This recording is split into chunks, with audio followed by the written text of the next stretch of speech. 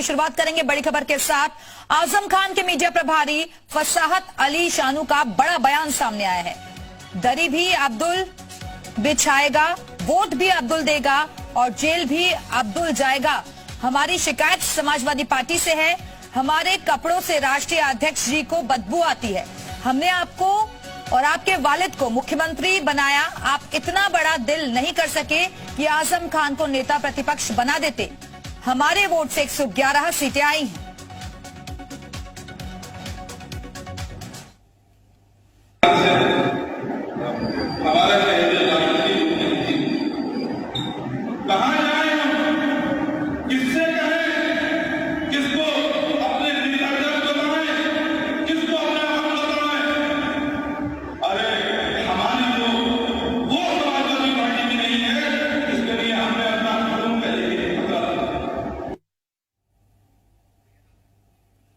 और इस वक्त हमारे साथ हमारे सहयोगी सैयद आमिर जुड़े हुए हैं। आमिर, कहां पर यह बयान दिया गया मीडिया प्रभारी की तरफ से? देखिए, रामपुर में समाजवादी पार्टी का जो जिला कार्यालय है वहां पर ये मीटिंग चल रही थी। आज जो है शहर की समस्याओं और अन्य चीजों को लेकर समाजवादी पार्टी के नेता और कार्यकर्ताओं के बीच ये मीटिंग चल रही थी। इसी बीच इस मीटिंग में जिस तरह से भाषण हुए, बयान हुए, साफ तौर पर समाजवादी पार्टी के राष्ट्रीय अध्यक्ष अखिलेश यादव से नाराजगी खुलकर सामने आई है और इस तरह के बयान सामने आए हैं कि पूरी रामपुर में जो आजम खान के मीडिया प्रभारी हैं फसाहत अली शानू, उन्होंने साफ तौर पर जो है अखिलेश यादव पर खुलकर बयानबाजी की है और उनसे नाराजगी जाहिर की है। बिल्कुल आमिर, और जिस तरीके का बयान उनकी तरफ से दिया गया है उसमें साफ साफ नाराजगी नजर भी आ रही है। शायद सांसदी से भी उन्होंने इसलिए इस्तीफा दिया था कि कम से कम नेता प्रतिपक्ष तो उन्हें बना देते। बिल्कुल, जिस तरह से उम्मीद लगाई जा रही थी, समाजवादी पार्टी के काफी ज्यादा सीनियर लीडर आजम खान माने जाते हैं और रामपुर में उनके जो समर्थक हैं वो यही। ठीक है, मैं लौटूंगी आपके पास और इस वक्त खुद हमारे साथ फसाहत अली शानू जी जुड़ गए हैं। फसाहत जी, ये क्या हो गया? समाजवादी पार्टी तो एक है ना, फिर अखिलेश यादव पर इतनी नाराजगी क्यों उनसे? देखिए, मैंने अपने आज की मीटिंग में जो हमारा लोकतांत्रिक पार्टी है, हमने अपनी मीटिंग में अपना दर्द बयान किया है। आप सब जानते हैं कि इस चुनाव में किस तरह हम कमजोरों ने, कमजोर तो आप समझते होंगे किसे कहते हैं, हम कमजोरों ने एक तरफा समाजवादी पार्टी को वोट दिया है। लेकिन समाजवादी पार्टी हमारा नाम तक नहीं लेना चाहती। समाजवादी पार्टी को हमारे कपड़ों से बदबू आती है। आजम खान साहब को जेल में गए हुए 2.5 साल हो चुके हैं। उनका पूरा परिवार को प्रताड़ित किया जा रहा है। आज के दिन तक वो जेल से नहीं निकले हैं। अखिलेश यादव जी नहीं फसाहत अली जी, लेकिन जो अखिलेश यादव है वो तो नेता मानते हैं ना, और रामपुर भी गए थे वो तो। रामपुर एक बार आए थे और एक बार ही जेल में मिलने गए हैं, क्योंकि 2.5 साल से आजम खान साहब जेल में हैं। हमारी मांग ये थी, हमारे समर्थकों की मांग ये थी, रामपुर के लोगों की ये मांग थी और पूरे उत्तर प्रदेश के कमजोर लोगों की मांग थी कि आजम खान साहब को नेता विपक्ष बनाया जाए। लेकिन माननीय अध्यक्ष जी खुद नेता विपक्ष बन गए। अरे हमने तो बहुत बड़ा दिल करा, हमने तो उनके पिताजी को 3 बार मुख्यमंत्री बनाया, उनको मुख्यमंत्री बनाया। आपको मालूम होना चाहिए, सन 1989 में सबसे पहली बार आजम खान साहब ने उनको मुख्यमंत्री बनवाया था, उनके पिताजी को, मुलायम सिंह यादव जी को। तो आपकी ये मांग है कि उनको नेता प्रतिपक्ष बनाया जाना चाहिए था, आजम खान जी को। शफीकुल मुल्क का खिताब भी आजमी खान ने दिया था। जब कन्नौज से अखिलेश यादव जी चुनाव लड़े थे तो आजमी खान साहब ने ये नारा दिया था कि टीपू को सुल्तान बना दो, और जनता ने टीपू को सुल्तान बनाया था। नहीं, लेकिन फसाहत अली जी, आप ये जो कह रहे हैं कि 111 सीटें जो आई हैं, आजम खान साहब का फोटो वो तो अलायंस हुआ था ना और दलों के साथ भी।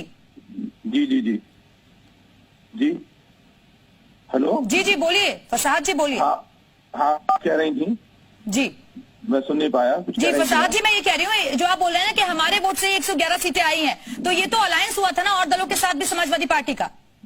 देखिए, आप भी जानती हैं और सब लोग जानते हैं कि मुसलमान ही ऐसे थे कि जिन्होंने एक मुश्त वोट दिया है। 99% समाजवादी पार्टी को वोट दिया है। अगर मुसलमानों को माइनस कर लेते तो शायद हमारी 11 सीटें भी नहीं आती। तो 111 सीटें हमारी वजह से आई और हमें ये कहने में कोई गुरेज नहीं है। ये सच्चाई है और सच वो सबको बोलना चाहिए, लेकिन सच सबको सुनना भी चाहिए। लेकिन आप जो चीजें बोल रहे हैं, क्या इसकी जानकारी अखिलेश यादव जी को है? अब ये तो मुझे नहीं मालूम उनको जानकारी है या नहीं है, लेकिन हमने अपनी बात रखी, अपनी मीटिंग में, अपनी पार्टी की मीटिंग में अपनी बात रखी है। नहीं, लेकिन फोन पर तो बातचीत होती है ना। चाहता हूँ मैं तो आपसे प्रयास कर रहा हूं, अब्दुल्ला आजम जी ने, आजम खान साहब जेल से बाहर आ जाएं, या उनकी जो पत्नी है आजम खान जी की, उन्होंने किसी बात का जिक्र किया हो? जी हेलो फसाहत जी, आवाज मिल रही है आपको? जी मिल रही बराबर। सर मैं ये पूछ रही हूँ, अब्दुल्ला आजम जो है वो तो अखिलेश यादव जी से मिलते हैं ना, तो अपनी बात रख सकते थे अगर ऐसा कुछ था तो? क्या उनके संज्ञान में यही मामला? दर्द बयां किया है मैंने अपना दर्द बयां किया है, मैंने कार्यकर्ताओं का दर्द बयां किया है। मैंने तो ये कहा है उस मीटिंग में कि आजम खान साहब इंशाल्लाह जेल से बाहर आएंगे आपकी सबकी दुआओं से, तो मैं उनसे कहूंगा, कोई कहे या ना कहे, मैं उनसे कहूंगा कि आजम खान साहब आप वक्त आ गया कोई फैसला लीजिए। मैंने ये कहा है फसाहत जी, लेकिन सवाल मेरा ये है कि अगर ये समर्थकों की आवाज है जो आप अपने जरिए उठाने की कोशिश कर रहे हैं, बता रहे हैं, तो ये तो दर्द फिर बताना चाहिए ना अखिलेश यादव जी को, वहां तक मैसेज पहुंचाइए फिर। ऐसी बात है, जब हम पार्टी मीटिंग में कह रहे हैं आपके जरिए उनको मैसेज नहीं पहुंचा हुआ क्या? हमारे साथी बराबर खत भी लिख रहे हैं। नहीं, एक तरीके से फैमिली टर्म्स है ना, तो मैं तो इसलिए पूछ रही हूँ आपसे। अब्दुल्ला आजम जो है अखिलेश यादव जी से भी मिलते हैं, उन्होंने तो एक बार मुसलमानों का शुक्रिया भी अदा नहीं किया इलेक्शन जीतने के बाद। हमारे किसी चीज से बोलते हैं वो बताइए? हमारे घरों को तोड़ दिया जाए तो वो नहीं बोलते हैं, हमारे बनारस से सीए लगा दिया जाए तो वो नहीं बोलते हैं, हमें बर्बाद कर दिया जाए तो वो नहीं बोलते हैं। हम किससे कहें? देखिए भारतीय जनता पार्टी से तो शिकायत हमारी है ही नहीं, क्योंकि हम उनसे वोट नहीं देते हैं। हम उनसे प्यार करते हैं भारतीय जनता पार्टी से, भारतीय जनता पार्टी हमसे प्यार करती है। जो सुलूक वो हमारे साथ करती है वही हम उनके साथ सुलूक करते हैं। लेकिन शिकायत तो हमारे अखिलेश यादव जी से है ना, क्योंकि 100% वोट तो हमने अखिलेश यादव जी को दिया है ना।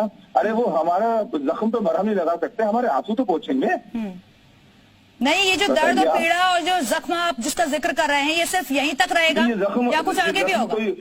ये बनावटी नहीं, ये जख्म है। हमसे पूछिए, हमारे दर्द को पूछिए। ठीक है फसाहत जी, आप बने रहेगा, मैं लौटूंगी आपके पास, और आप बने रहेगा, लौटूंगी मैं। अब्दुल्ला आजम भी अपने ट्विटर हैंडल पर शायरी भरे अंदाज में अपनी नाराजगी जाहिर कर चुके हैं। सूत्रों के मुताबिक आजम खान आने वाले दिनों में बड़ा फैसला ले सकते हैं, जिसकी ये शुरुआत है। तो ये ट्वीट के जरिए, शायरी के जरिए भी अपनी नाराजगी जाहिर कर चुके हैं अब्दुल्ला आजम। फसाहत जी लगातार हमारे साथ जुड़े हुए हैं। फसाहत जी, अब्दुल्ला आजम भी इसको लेकर कह चुके हैं जी, तो आने वाले दिन में हम ये कहें कि कोई बड़ा फैसला होगा? कहना चाहिए, मैं उनसे भी कह रहा हूँ, बार बार कह रहा हूँ, हालांकि कुछ बोल नहीं रहे, लेकिन उनसे बार बार कह रहा हूँ अब्दुल्ला आजम खान साहब से, कई बार कह चुका हूँ। और मैंने तो कहा है आज की मीटिंग में इंशाल्लाह आजम खान साहब जेल से बाहर आ जाएंगे, तो मैं उनसे कहूंगा, कोई कहे या नहीं कहे, मैं उनसे कहूंगा कि आप फैसला लेने का वक्त है। हम डस्टबिन बन के कब तक रहेंगे? हम डस्टबिन बन के नहीं रहेंगे। आप बिरयानी का तेजपात का पत्ता समझते हैं, हमें सजाने के लिए डाल दिया जाता है और खाने के वक्त हटा के फेंक दिया जाता है। हमने आपको 4 बार मुख्यमंत्री बनाया, आपको और आपके पिताजी को मिलाकर, और आप हमें नेता विपक्ष भी नहीं बनाएंगे, सिर्फ वोट लेंगे हमारा। ठीक है, ठीक है। हरीश श्रीवास्तव जी भी हमारे से जुड़े हुए हैं। हरीश श्रीवास्तव जी, अखिलेश यादव के खिलाफ सीधा सीधा मोर्चा खोल रहे हैं आजम खान के समर्थक, कैसे देख रहे हैं आप इसे? नहीं, जो फसाद अली सानू साहब ने जो सवाल खड़े किए हैं, इसका कायदे से जवाब तो श्रीमान अखिलेश यादव जी ही देंगे। लेकिन भारतीय जनता पार्टी तो हमेशा से कहती रही कि मुस्लिमों को एक वोट बैंक की तरह कुछ राजनीतिक दल इस्तेमाल कर रहे हैं और वो उनको राष्ट्रीय मुख्यधारा में शामिल नहीं होने देना चाहते, इसलिए तरह तरह से उनको उनके अंदर भाजपा के प्रति भय पैदा करते हैं, तरह तरह के भेद पैदा करने की राजनीति करते हैं।